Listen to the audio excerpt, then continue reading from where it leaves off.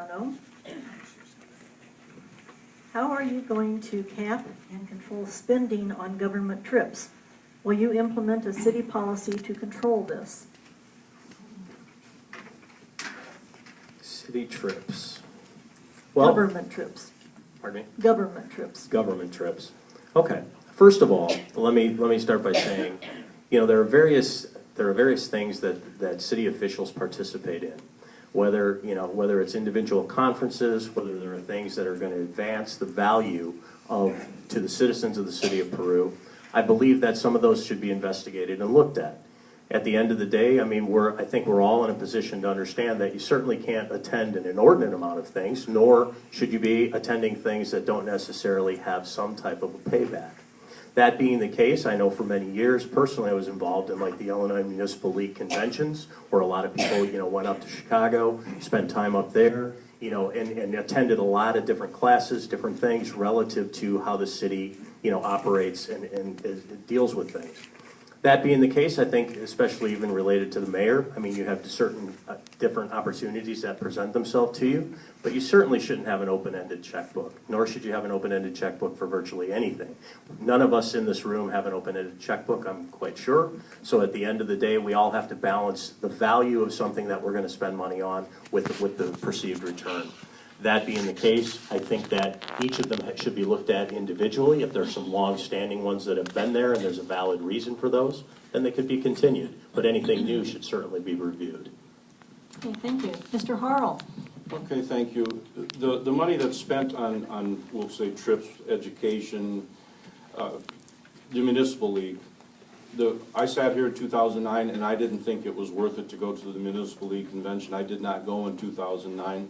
I went in 2010, and now I'm a member of the board. There are almost 1,298 incorporated towns, municipalities in the state of Illinois.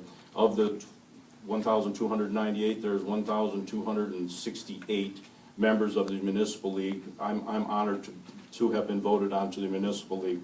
There is a great importance. If the network that you make, the calls that you can make, the people that you meet, so you can go to where you need to go and have that door open for you. I'm also that requires money that you ask for reimbursement. I'm also a member of the board for the Illinois Municipal Electric Association. That requires trips to Springfield. I'm also in Springfield talking with legislators, and it costs money. I just came back from Washington. We were in Washington for a public power convention. You're there to see your congressmen, your senators, and to ask for this last time was for the exemption of municipal bonds, for the tax, to keep them tax exempt. That's very important.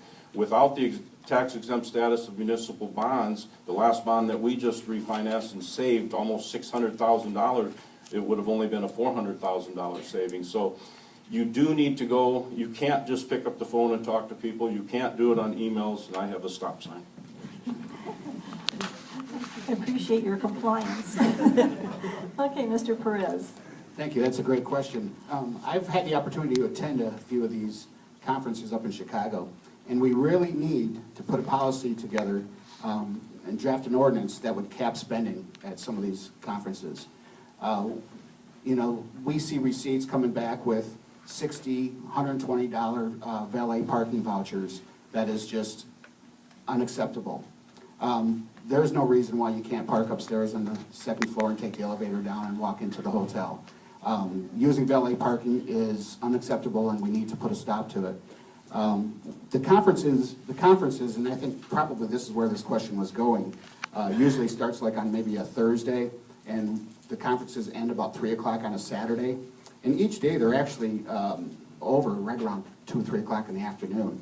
So in general, I think some city officials could probably come back every day, but for the most part, we're paying expenses for each night, including Saturday night, which the conference is usually over by 3 o'clock in the afternoon. So we're paying about $180 per motel room for Saturday night also, which I think is unnecessary. So we do need to put a cap together, and I think that's probably where the question was coming from.